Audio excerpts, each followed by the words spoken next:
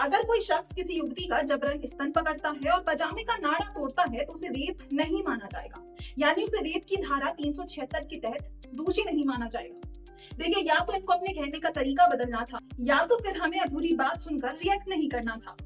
देखिए, जब जज का ये स्टेटमेंट आया तब सोशल मीडिया पे बड़ा बवाल मचा। लेकिन आपको बता दें कि राम मनोहर नारायण मिश्र ने ये स्टेटमेंट किस बेस पे दिया है, इसको क्लियर कर लेते हैं। देखिए, कोर्ट ने ये टिप्पणी कुछ साल पहले 11 साल की बच्ची के साथ हुई रेप की कोशिश से जुड़ी सुनवाई के दौरान की। ये मामला एटा के पटियाला थाने में दर्ज है, जिसमें पवन और आकाश ने 11 साल की पीड़िता के स्तनों को पकड़ा और आकाश ने उसके पजामे का नाड़ा तोड़ दिया और उसे पुलिया के नीचे खींचने की कोशिश की। लेकिन 11 साल की बच्ची ने हल्ला मचाया, जिससे राहगीरों ने दोनों को पकड़ने की कोशिश की, लेकिन वो वहां से भाग गए और अपने मकसद में कामयाब नहीं हो पाए। देखिए, पीड़िता के परिवार ने इन दोनों आरोपियों पर आईपीसी की धारा 376 के तहत केस दर्ज करवाया।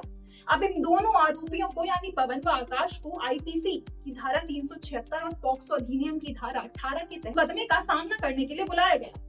लेकिन न्यायमूर्ति राम मनोहर नारायण मिश्र ने इस धारा को ही खारिज कर दिया और बयान देते हुए कहा कि इस केस को आईपीसी की धारा 376 में ना रखकर धारा 354 बी आईपीसी में रखा जाएगा।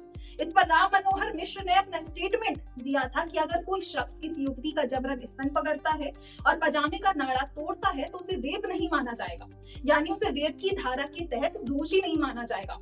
उस पर 376 के बजाय धारा 354 बी के तहत सजा दी जाएगी, जो कि गंभीर यौन अपराध की श्रेणी में शामिल है।